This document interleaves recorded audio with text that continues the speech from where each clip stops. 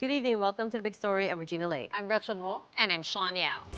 Tonight's big stories. In a plot twist, Senator Bato Dela Rosa says he will lead a parallel investigation at the Senate into the Duterte administration's drug war, the very same drug war he used to lead. Whether that happens or not, the Marcos administration is backing the PNP's plan to reinvestigate high-profile killings linked to the drug war, including that of 20 public officials. And the lower house makes good on its threat and officially slashes 1.3 billion pesos off the proposed budget of the Office of the Vice President for next year.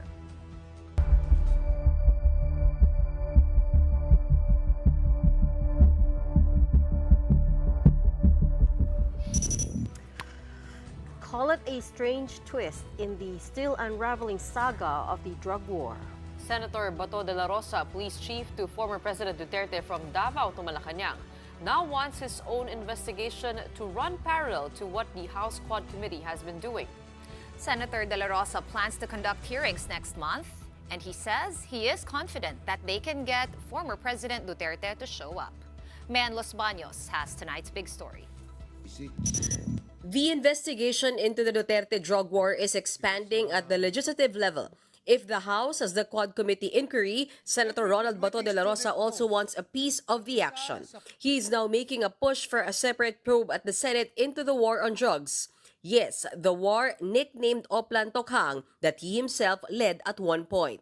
In short, the very personalities he will be investigating are two of his closest allies. His former boss, President Rodrigo Duterte, and his friend, former Special Assistant to the President, now colleague at the Senate, Senator Bongo. De La Rosa says the inquiry by Public Order and Dangerous Drugs Committee is all about quote-unquote checks and balances. Hindi naman pwede kukontrahin, no? Hindi naman kailangan kukontrahin. Kundi magkakaroon lang tayo ng checks and balances dahil may nakikita man din siguro si Senator Bongo na mga portion ng investigation doon na talagang mga false accusations during the hearing. Hindi yung kung ano man yung mga issues na binato doon laban kay Senator Bongo, laban sa akin o sino pang ibang inaakusahan doon na ayaw mag-attend doon, pwede siya mag-attend dito sa Senate hearing, dito sa committee hearings ng gagawin sa Senado, then pwede sila magpalabas ang kanilang mga saloobin. So to give fairness. He says he hasn't told Duterte of the plan, but that they will also invite former cabinet members to become resource persons. So how confident is De La Rosa he can make the former president appear before the Senate? Malaking posibilidad na mag-attend siya kung kami mag-imbita kasi mas kuwaman siya, mukhang mas komportable siya dito sa Senado kaysa lower house. Senator Go himself has said he is willing to file a resolution to jumpstart a parallel Senate investigation on the conduct of the Duterte administration's war on drugs.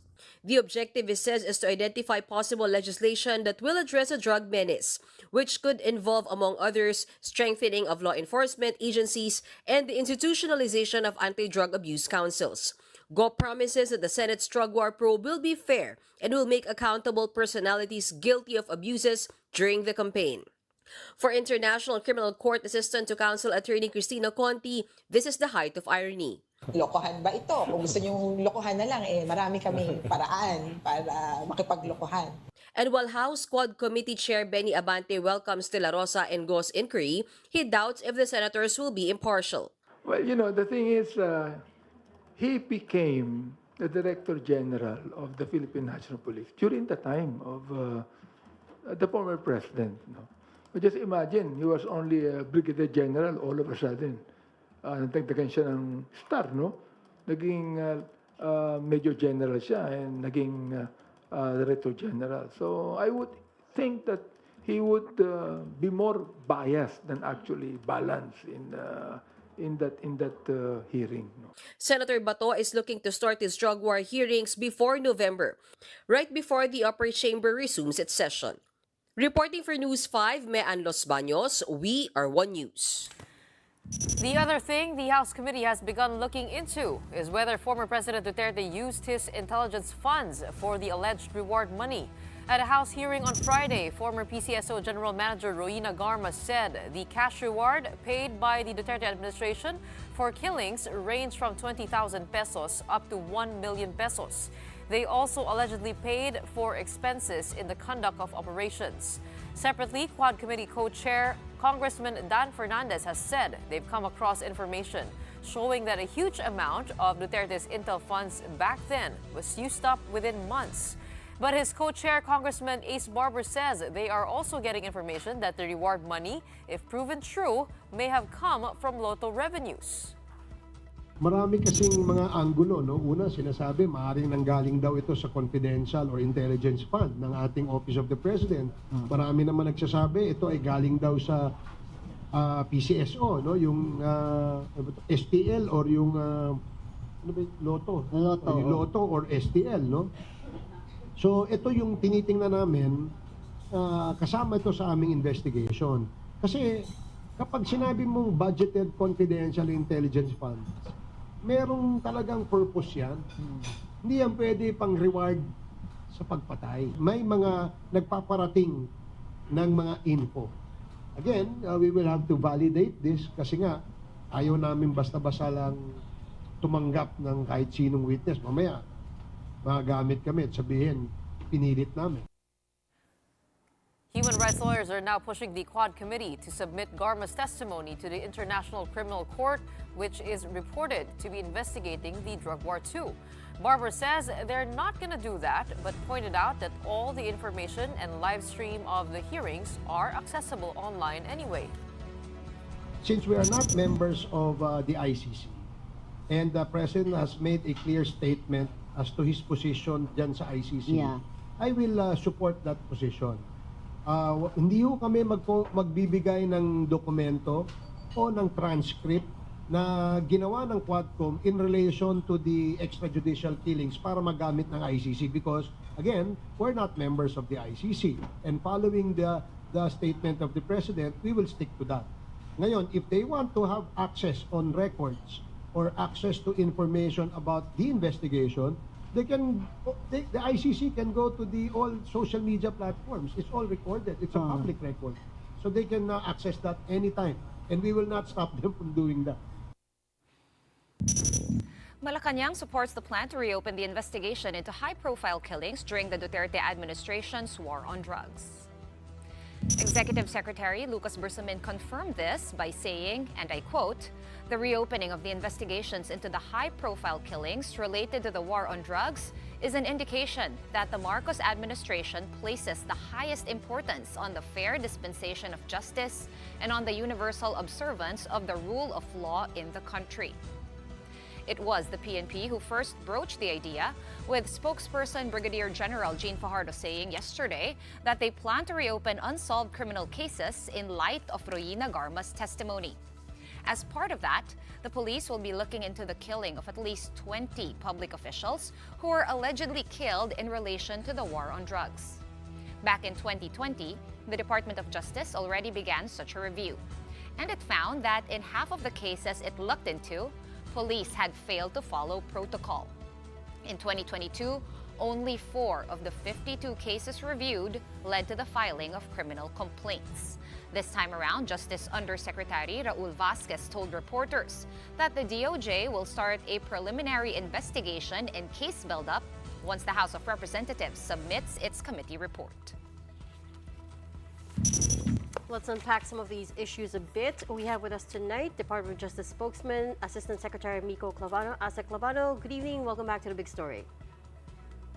Hi, good evening, Gretchen, Regina, Sean. Good evening to everyone else watching.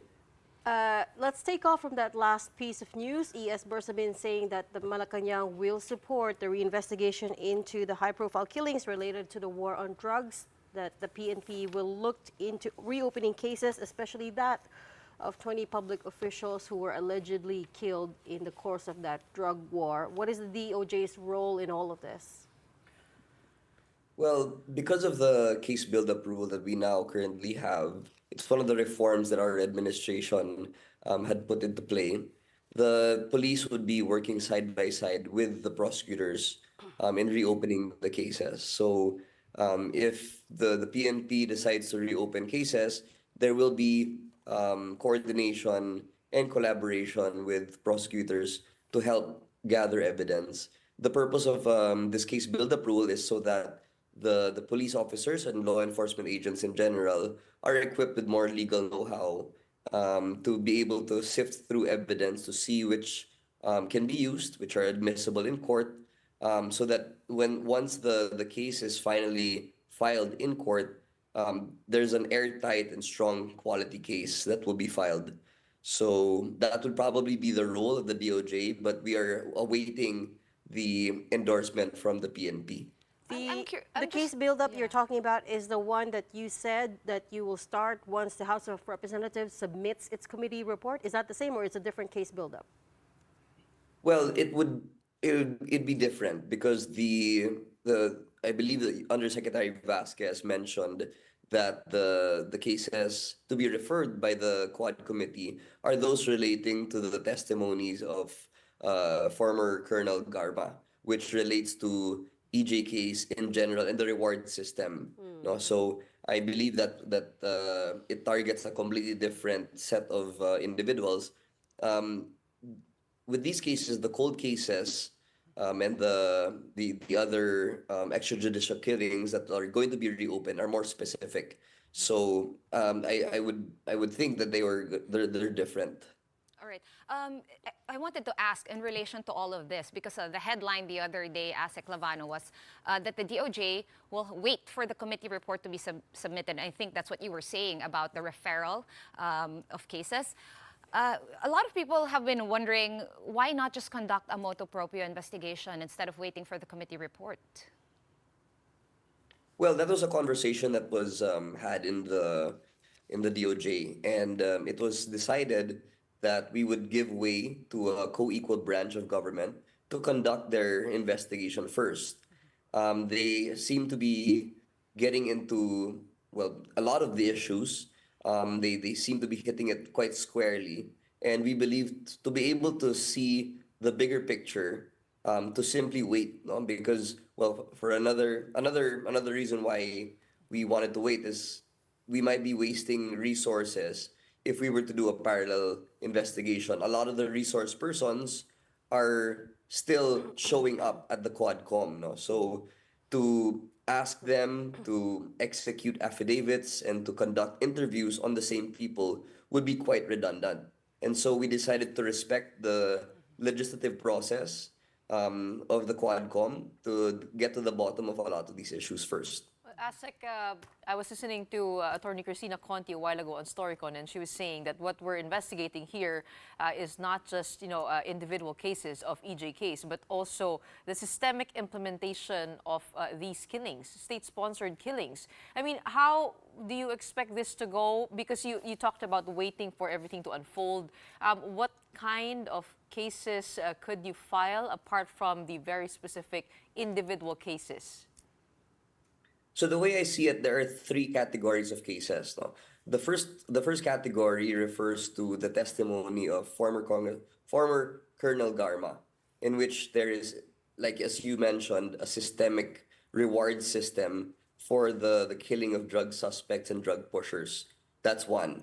Another is the set of cases that we just talked about, those cold cases that the PNP has decided to reopen. These are specific cases. As to who or which exact cases, we have yet to find out. We are waiting for those for the endorsement. And the last one is the Barayuga case. The Barayuga case, the case buildup has actually already started. In fact, I was able to sit in one of the case buildup meetings, and together with us were agents from the PNP, the NBI, and the DOJ. So those three categories of cases are on different stages. Now, one is in Congress, the other is still yet to be reopened by the PNP, and the last one, the Barayuga case, is already with DOJ under case buildup. Another case that has, I guess, potentially caught, or another cold case that has been talked about that authorities are planning to reopen is that of Tanawan Mayor what's his Antonio Halili. Antonio Halili in 2018. I think this was mentioned by former police colonel Garma as well. Are you guys starting build up on that cold case? We are only starting the case build-up on the Barayuga case. And that was an instruction from the secretary to start on that case. But I would not be surprised if if the Quadcom came out with a partial report asking the DOJ to use that as basis for some of the other cases. But again, without some sort of basis like a partial report, then the DOJ will respect the processes currently being undergone by Congress. I'm very, very curious with the case of Rina Garma, Police Colonel Rina Garma. And just taking a look at her testimony, it seems that she has totally absolved herself of any involvement na parang kumbaga, ni-refer lang niya to si Edelberto Leonardo sa dating presidente. But she has been pinpointed as one of the masterminds in the killing inside prison by Arturo Las Cañas, corroborated by other Quadcom testimonies. I mean, how eligible is she to become a state witness given her level in all of this, in the whole system? Well, while Garma's testimony is quite significant, her potential role as a state witness remains to be seen. To be considered as a state witness, Garma must meet first the qualifications outlined under our current laws, particularly the Witness Protection, Security, and Benefit Act. This law outlines a strict criteria, no? And first and foremost, the person seeking to become a state witness must not appear to be the most guilty. In which case, as you correctly pointed out, she is trying to make it appear that she is not the most guilty. But second, the testimony of the potential witness also has to be absolutely necessary to the prosecution's case. In other words, if without Garma's account, it would be extremely difficult to establish the facts to be able to secure a conviction. So Garma's inside knowledge of the operations could prove to be critical in painting a comprehensive picture of how the reward system allegedly operated. And then the other qualification is that the testimony must be direct and materially materially contribute, no, to the resolution of the case. The last qualification is that it cannot be hearsay or vague in nature. So we must be able to sift through her statements first, whether in the hearings or like she read in the hearings, the form of an affidavit, to see which ones are actually legally hearsay or which ones would be admissible in court. So these are the qualifications. So her admission into the witness protection program is actually far from automatic. It will require a very thorough evaluation by the WPP to determine whether she can actually play this role of state witness. I think the quads also mentioned that they need corroborative evidence to what she's, claiming. Some of them, at least. How does it complicate the picture for you guys now that Senator Bato de la Rosa wants his own parallel investigation into the war on drugs over in the Senate? I mean, will you be waiting for that too? Well, of course, we have to afford the respect to a co-equal branch. No? At the end of the day, they were all elected by the general public, so we have to give that parliamentary respect to the office, no? The Senate and the Congress, which is why, well, for us, the Quadcom has done such a great job in getting to the bottom of a lot of these issues.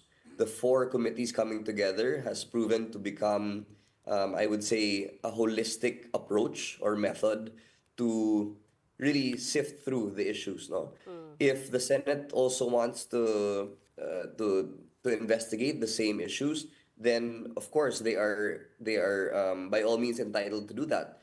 And I don't think Senator Bato and Senator Bongo are the only senators. There are 24 of them, and they are all also, I'm sure, welcome to join the Senate hearing. So, we're not in a position to give opinions about how these committees are are composed of or are structured and how they go, but we will afford all the respect to our co-equal branch.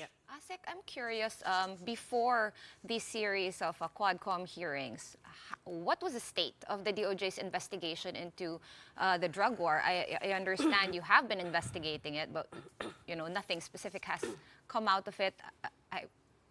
How was it doing before the Quadcom hearings, and how do you expect the series of hearings, which I think you pretty much answered already, to move everything forward? Well, there are two aspects to the investigation on the drug war. The first are the specific cases, which, as mentioned already by the secretary, there have been difficulties in getting witnesses. No, a lot of them are still very afraid for their lives, but we have ventured into a lot of dialogue with civil society organizations, and there is already a very big improvement in the comfort level of these CSOs to come forward. No? That's one, the specific cases. The second one is to look into the systematic way within which this drug war operated in. And the secretary had also already said that there was a quota system in the PNP. No? It is an unspoken, I guess, method or approach to the drug war where a lot of these police stations had quotas that they had to reach. And the secretary was not afraid to ask the PNP to immediately strike that down. In a lot of his initial pronouncements, as soon as he became the Secretary of Justice, when he faced the police, he was not afraid to actually tell them that, yes, he does know about this quota system and that it really does no good to society, because this is really where planting of evidence is done, all these useless killings, police abuses. This is really the root, this quota system, because just so that they could reach the quota and have that sort of metric of success, they are left desperate to find ways to reach it. But we do have corroborating evidence in the court to join the hearing, the testimonies in the hearings about this reward system. Do we have corroborating evidence? Well, actually, there have been talks about it, but this was the first time that I guess direct evidence or direct testimony was actually heard, which is why we do eagerly await the report of the Quadcom to be able to sift through the statements and to see whether there is corroborative evidence. But as I mentioned earlier, when we were discussing the qualifications of a state witness, one of the qualifications or one of the criteria is that the testimony must be absolutely necessary without corroborative evidence. Because if there was evidence that could stand alone, then the testimony of a state witness would no longer be necessary or absolutely necessary. So in a way, yes, you could have corroborative evidence to support the claims or the statements of former Colonel Garma, but not to the extent that it could replace her testimony. Yeah. Asik Lawana, sorry, we're running out of time. Excuse me, there's a frog in my throat. But I do have a last question for you. We've got 30 seconds for it. 2 months ago, the DOJ ordered a thorough investigation into how Alice Go escaped the country practically, well, illegally, but also without a trace. I wonder if you found out anything more since then. Well, there has been a revelation from the Bureau of Immigration, which I think has already reached the media, where the passport bore the stamp of Kuala Lumpur on July 18 and the stamp of Sabah on July 19. Now, Kuala Lumpur is a landlocked area, which was her first destination as per her passport. So the DOJ is looking at the possibility that perhaps she had taken an airplane or a plane to Kuala Lumpur instead of a boat, which she claims to have gotten into. Yeah. No? And the Secretary of Justice has already mentioned that he does not believe the testimony of Alice Guo when she states that she took a boat Yeah. from I think that was Zamboanga or Zambales all the way to Sabah. So this passport and the stamps on the passport sort of corroborate the Secretary's theory. Specifically, though, are we any closer to holding accountable those who helped her escape? I mean, there's been suggestions that there would be high-ranking government officials who would have had a hand in this. Are we any closer to finding out who? Well, the investigation is still ongoing. I don't think I'm at liberty yet to share the operational details of the investigation, but rest assured, the investigation is in full swing, Okay. and we hope to get to the bottom of it very, very soon. And I hope you break it to us first. Thank you so much for your time tonight. We appreciate that. DOJ Assistant Secretary and Spokesman, Attorney Miko Clavano. Well, up next, we'll be speaking with former Senator Antonio Trillanes about all the revelations from the Quadcom hearings, what's happening with the ICC, and why he wants to run for mayor of Caloocan City. Keep it here on One News.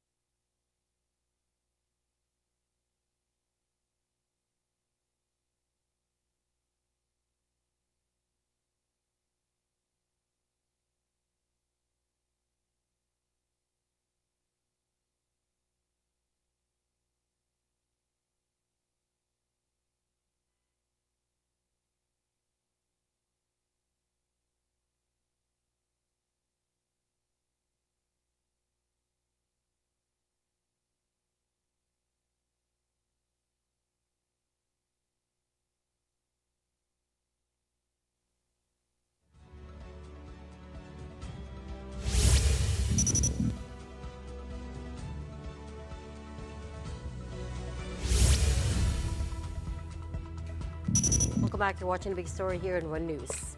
The House has finalized its decision to slash some 1.3 billion pesos off the proposed budget of the Office of the Vice President for next year. According to House Committee Appropriations Chairman Zaldico, the reallocated funds will be distributed to the DSWD and the DOH. Exactly half, or 646.5 million pesos, will be going to a DSWD program called AIX, or Assistance to Individuals in Crisis Situations, while the other 50% will be going to a DOH program called Medical Assistance for Indigent and Financially Incapacitated Patients, or MAIFIP. The current OVP budget now stands at roughly 733 million pesos, and that amount is in line with what former President Leni Robredo used to get. In a statement, or former Vice President Leni Robredo rather, in a statement, Congressman Cos said this was a way to eliminate redundant roles under VP Duterte and that the House believes the money could be more effectively allocated to existing agencies. The 2025 national budget is now up for Senate deliberation, after which the two versions will be reconciled by the bicameral conference committee. That is not going to go down well with the OVP, which, as it is accusing DSWD of politicizing its cash assistance program. Vice President Sara Duterte's team claims that DSWD has been turning down their requests for aid without clear explanation. Martin Enriquez with the big story. There's a fight brewing between the Office of the Vice President and the Department of Social Welfare and Development. It started when DSWD Secretary Rex Gatchalian told the Senate Finance panel earlier this week that his department accommodated all referrals and requests for aid from the OVP. But in a statement issued October 15, signed by its Director for Operations Norman Balora, the OVP maintained that this was inaccurate and misleading. It says the DSWD turned down the referrals multiple times and without any clear explanation. One example the OVP said involved a referral from the OVP for individuals whose livelihoods were impacted by the African swine flu. The DSWD reportedly declined the request, citing their inability to conduct mass payouts. But they were able to carry out similar payouts in other regions with the involvement of other politicians. The OVP added that there was also no clear explanation provided by the DSWD to the OVP's referred clients from its satellite offices on the delay or inaction on the requests. Recall that Vice President Sara Duterte herself told senators during the OVP's budget hearing in August that there were several instances when the DSWD has politicized its cash assistance program. In the hearing on Monday, Senators Bongo and Amy Marcos grilled Gatchalian over it. He insisted the DSWD has always welcomed the OVP's referrals for assistance. Hindi nagagamit ang DSWD sa kahit na anong politika. Gatchalian also explained that referrals do not mean automatic payouts, as these still go through a verification process to check the identity of beneficiaries. And those who conduct the verification are registered social workers and not officials of the DSWD nor local politicians. Still, Gatchalian says the DSWD is talking to the OVP to clear the issue. For News 5, Marian Enriquez, we are One News.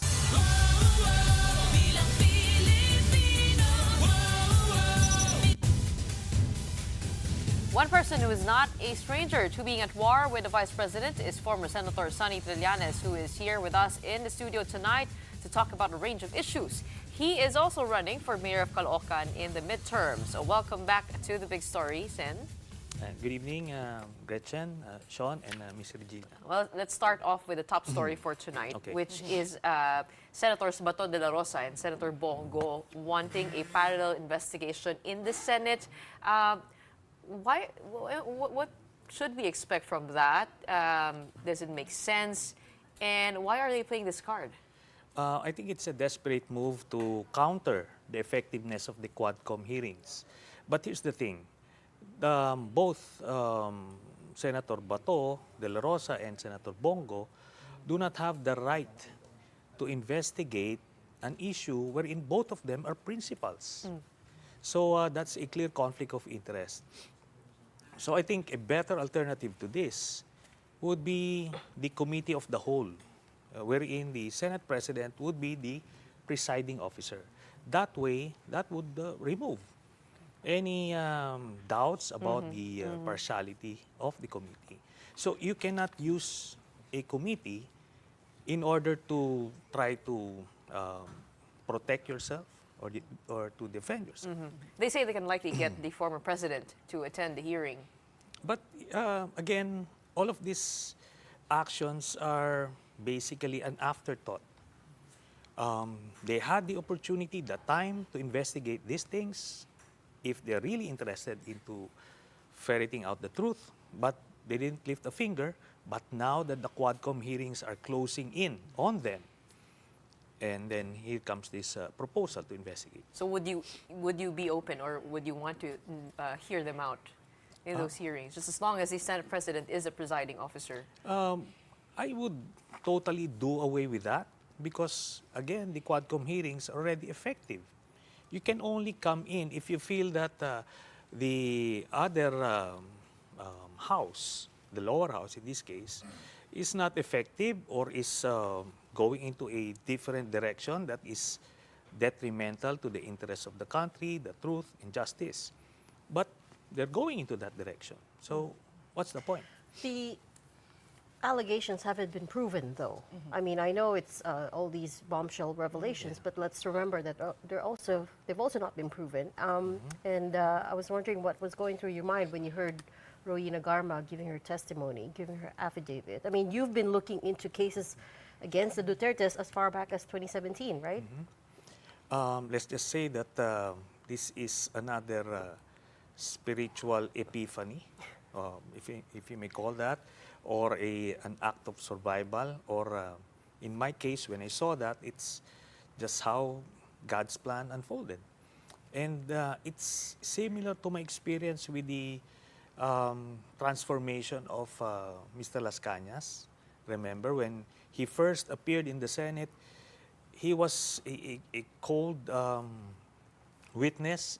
It really reflected that he's really a cold-blooded killer. But then, after just 2 months, I met with him again, and he completely transformed. You haven't met with Rowena Garma? No, not yet. Okay. Not yet. That's a bit of a cliffhanger. Are you planning Not to yet. meet with her? Is Well, there a plan to meet her? It's not necessary. Okay. But do you know her? I know her by reputation because we included her already in our communication with the ICC back in 2017. All of these things were revealed already by Pero wala Mr. siya Las doon Cañas. sa parang 5 bibigyan ng warrants of arrest na policemen. No. Sila kasi, the 5 were given, were elevated as suspects. But when we gave the communication back in 2017, both Leonardo and Garma were already there. Okay, and the whole Davao template to be elevated into the national operations, these are exactly the same words of Sergeant Las Cañas. Okay, So, how does this yeah. change the ICC case? Earlier on our sister program, Storycon, they were able to talk to Attorney Christina Conti, Assistant to Counsel Christina Conti. But in your opinion, how do you see this moving things forward? Or does it help the case in any way? Or does it open more avenues? I think as far as the crimes against humanity case is concerned, the testimony of Colonel Garma completes the picture. So that will get them over any obstacle or any hindrance to the filing of a warrant. Now, the concern about whether this evidence would be needed to be transmitted to the ICC, remember the ICC investigators are not amateurs. They can get all this information. And so these things don't need to be officially handed out to them. So they can get the information that they need. So would that delay the warrant? I think last we heard you mentioned around November, it's about to come out based on new evidence that has come to light or new testimonies. Would this further delay it or make it faster, exacerbate it? I think it's going to be the same because the application is just the application. Then it's going to be the pre-trial chamber who will decide whether to grant that application. And that will take probably a month and a half.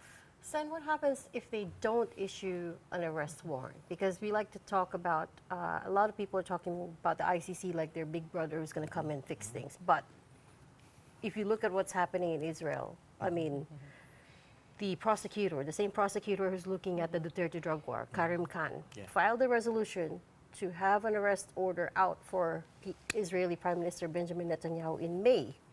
And to this day, the pretrial chamber has not acted on it, despite the widespread destruction of Gaza. So on the other side of it, what if the ICC never comes? What then? Okay, here's the thing.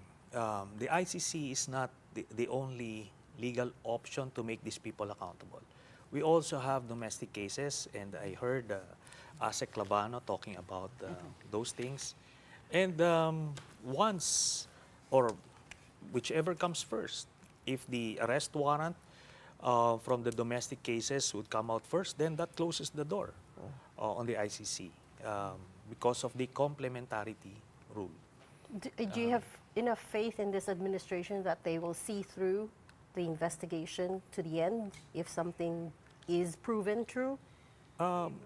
We can choose to be cynical about life. Or we can be positive. Yeah. I'm a fatalist. I believe when the time is come, whether it's through the ICC or the DOJ. And let me qualify that. The domestic cases would focus on murder cases, not the crimes against humanity case in general. And we already have a law for that, the Republic Act 9851, which defined the crimes against humanity. But we'll have to wait for the DOJ, and it's going to be a very long process. I think the ICC already had a head start in that regard. So it's just a matter of weeks, hopefully. Okay, we will have more questions for you, specifically with the intelligence funds as well as your candidacy, but we'll be pausing for a quick break. We'll continue our discussion with former Senator Sonny Trillanes when the big story returns. Stay with us.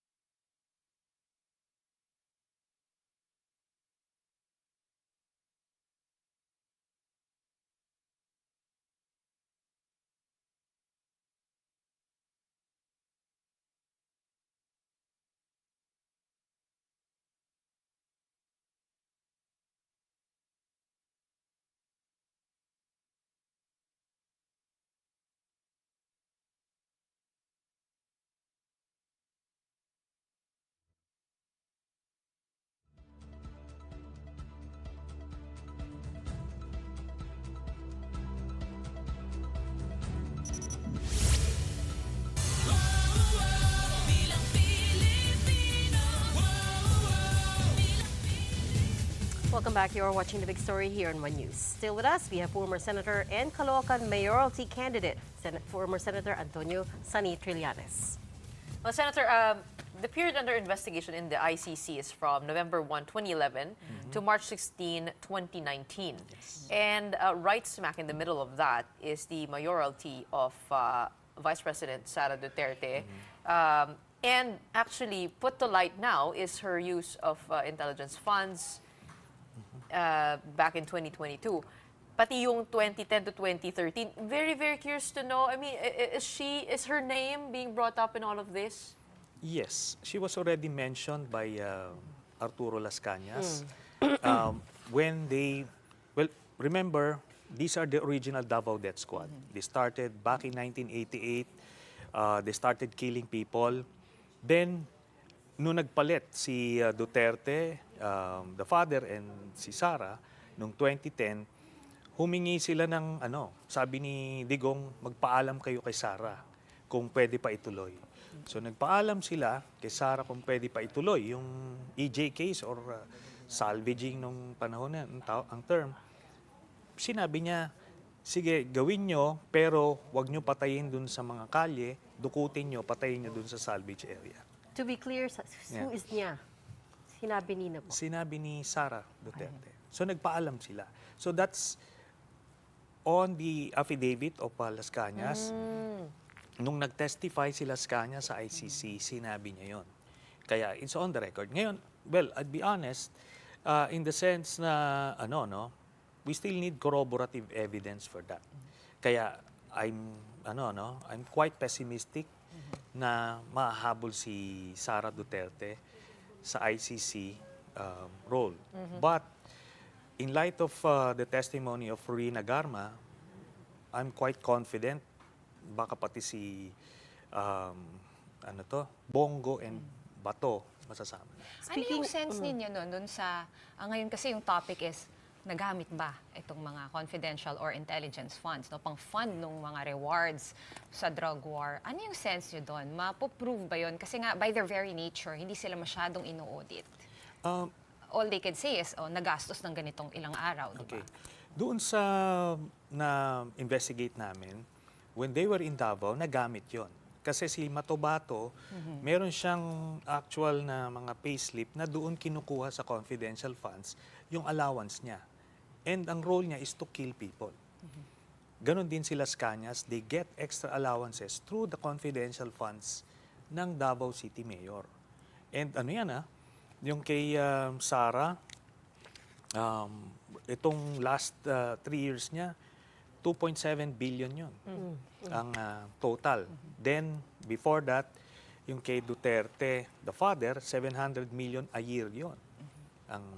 So, they've been using that as part nung reward system na ginagawa. I'm very curious about the personality of Mary Ann Maslog, yung isang resource person na ikinagalit ni Senator Bato Dela Rosa na sinasabi niya ipinadala daw ng administrasyon to get Alice Go to pin Senator Bato, Senator Bongo, and former President with the Pogos implicating them. I mean, what would you have to say to that? Kasi para sa akin siya yung medyo nagsistick out from all the other resource persons. She has a different Have you heard of her before? I mean, may kaso na kasi siya before and she also has 2 identities. Ganito, yung sinasabi ni Bato na si Maslog will implicate them, sa kanya lang nanggaling yon. And I think that's a misdirection. But I also agree, itong highly suspicious din yung role ni Maslog in all of these things.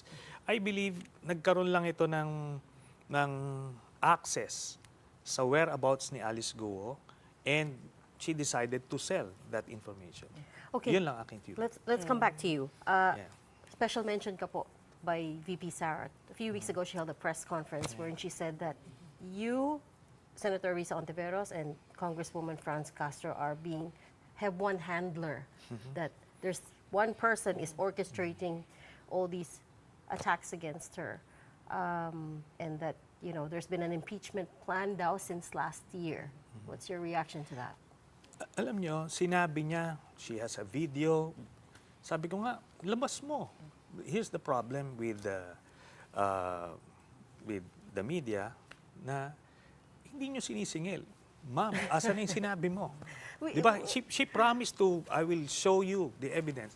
That's a lie. Misdirection yan. She's always doing that. Magsasabi siya ng parang totoo, may ite-threaten siya. But she always comes up short. She never follows through. Wala yun. It's para lang sa kanilang mga influencers. So, Sen, I need a definitive answer. Do you have a handler or not? None. I never had one. Kilala naman yung track record namin. Pagka meron kami pinursue na investigation, we see it through until the end, di ba? And kahit wala na ako sa posisyon, I'm still pursuing that. And ngayon, I'm running after her no? Ngayon yung impeachment, palagay ko, those politically aware na mga Pilipino, ay alam na unfit siya to hold public office. Not only the vice presidency, but any public office. I think may problema ito psychologically. But more than that, nakita natin, may history of corruption and abuse of power. Grabe yun. But impeachment is a very high bar to cross, to reach. The grounds that you said last time we spoke to you, you've documented 25 articles of impeachment. Yes. All of them are hard to prove. Graft is hard to prove. Abuse of public trust is hard to prove. How confident are you that this will result in something tangible? Okay. Remember that the impeachment is an exemption to the bank secrecy law.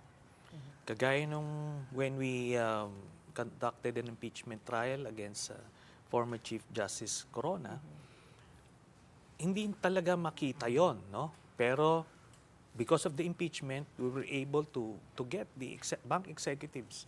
Lumabas talaga yon. In the case of Sara Duterte, nakita na namin yon. And it was already confirmed by the ombudsman then, that the AMLAC confirmed that the documents I had were the same as the ones with AMLAC.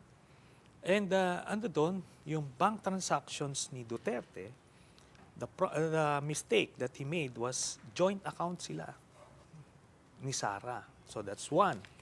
Mabilis ma-prove yun kasi pag sinomon mo yung bank executives, ilalabas yung transaction history, wala na yun. Then meron siyang in-encash na manager's checks against a known drug lord associate of Michael Yang.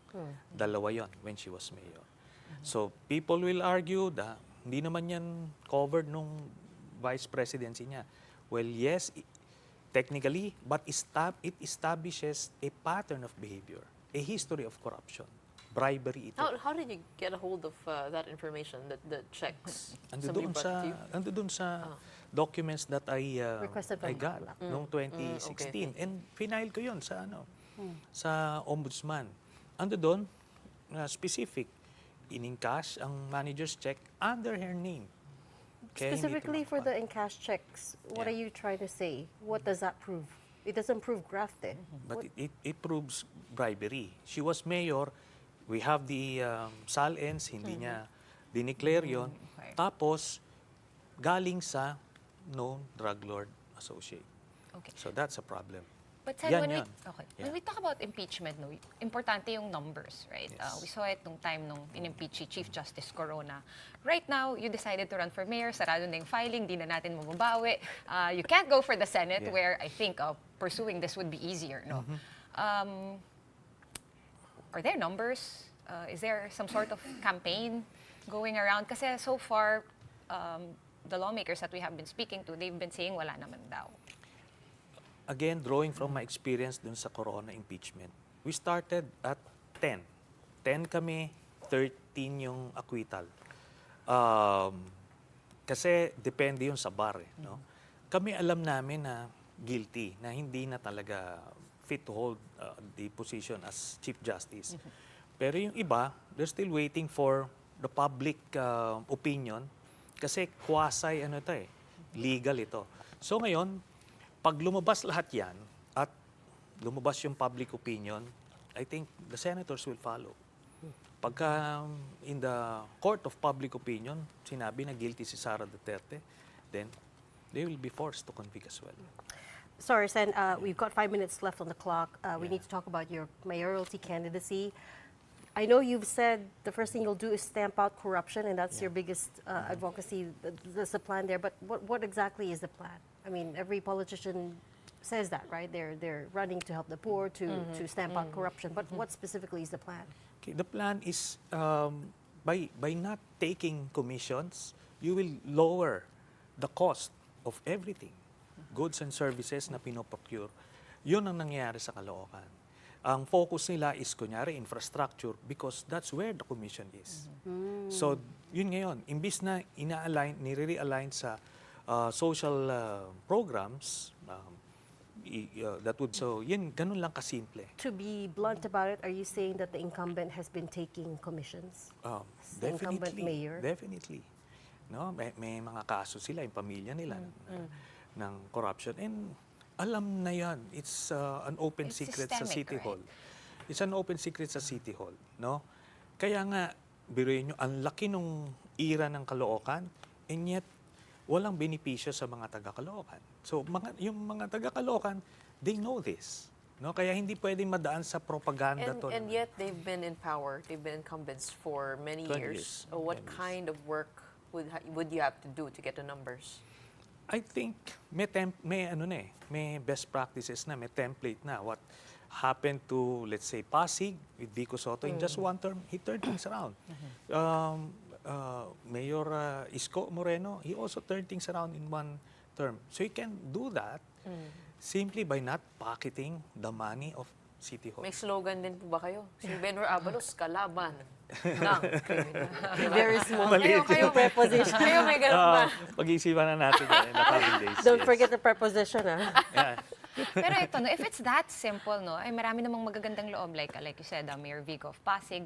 Ano yung challenge no, sa actual na pagpapatupad nung talagang malinis lang na pamamalakad? Yung Kasi experience marami ko- ring mababangka dyan. Eh. Pero yung experience ko, it's just saying no. That's the difficult part. But since I became a senator, I've been saying no. Kaya nga yung mga kalabang ko, wala sila mahanap sa akin na Pero na Senator, alam case. natin, ang local, ibang laban yan eh. Kailangan meron kang mga kaalyado sa barangay level. And madalas, pag malinis ka, eh hindi sila aalyado sa'yo. I mean, how do you plan to bridge that gap? Okay. I've been doing my rounds. I've been campaigning directly to the people. Meron kami mga leaders on the ground. And sabi ko nga, we've been tracking the numbers. Hindi naman kami, times 5 na eh. Yung in-increase namin since 6 months ago. So I think we're doing the right thing and we're on the right path. Yeah. Well, we look forward to the months to come, see more of you, and of course, more developments over But in also- the ICC. Yeah, but also the taxes, right? You said you were going to cut taxes. Pero yun nga, it's a bit. I'm not sold on it because I know if you cut taxes, that means less revenue to run City Hall. But, we'll see how it plays out. Yeah. But the tax compliance, tinaas nila pero yung tax collection bumaba. Dinidiscourage yung mga tao from paying taxes because exorbitant. Now, why did they increase the taxes? Because collateral yon for the loans. I was looking at the numbers. Actually, Caloocan last year was middle of the pack when it comes to NCR 17 LGUs in terms of revenue intake. So, nasa middle, hindi naman nasa bottom But it's supposed to be at the top. because of its size. Yes, because of its size. How big is the debt of Caloocan City right now? Would you know? At around 7 billion. Oh, wow. Yes, it's living on loans. Yeah. Kung may ipagmamalaki po ang Caloocan, isang bagay, ano po yun? Sa And ngayon- what is your vision for the city? Sa ngayon, ang pinakang historical roots ng Caloocan, ito yung pinag-ugatan ng Katipunan. So, yun ang pwedeng gawing angkla ng bagong Caloocan that we wish to create. Yun yung slogan. No, ang bagong Bagong Caloocan. Ah, bago. Bagong Although Hindi ba it's a yun bit- din, hindi ba yun din ang slogan ng Other, kalaban po ninyo? other cities, other Parang ganda ang naririnig. He can say that because he's such been a- there for 12 years. Yeah. Okay. All right, thank you so much for joining us tonight. Thank you so much for your time and for all the updates. We always look forward to having you around. But in the meantime, we have run out of time for real. So that's it for the big story on this midweek Wednesday night. we are One News, all sides, all the time. Thanks for tuning in. Have a good night.